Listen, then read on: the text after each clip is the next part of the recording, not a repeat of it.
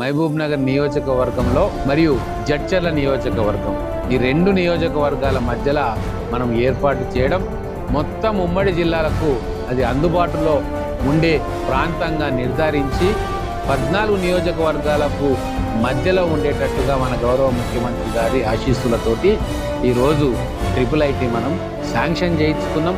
గౌరవ ఎమ్మెల్యేలందరూ కూడా ఈ విషయంలో ముఖ్యమంత్రి గారి దగ్గరికి పోయి వారికి విన్నవించుకోవడం జరిగింది. ముఖ్యంగా జడ్చర్ల ఎమ్మెల్యే అనిరుద్ రెడ్డి గారు జడ్చర్లలో కూడా 20 ఎకరాల భూమి ఉంది, దాన్ని కూడా మనం IIITకి వినియోగించుకోవచ్చు అని చెప్పి వారు కూడా ముందుకొస్తే ఇప్పుడు మహబూబ్ నగర్ జడ్చర్ల రెండింటిని కలిపి ఒక 43 ఎకరాలు ఉంది కలిసి.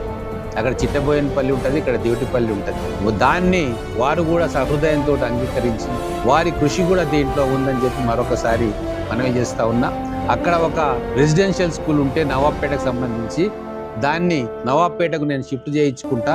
ఇంత ప్రెస్టీజియస్ ఇన్స్టిట్యూషన్ మనకు వస్తుంది కాబట్టి మనం అందరం కలిసి సపోర్ట్ చేసి ఇన్స్టిట్యూషన్ తెచ్చుకుందామని చెప్పి వారు కూడా చాలా ఉదార స్వభావంతో ముందుకు వచ్చింది.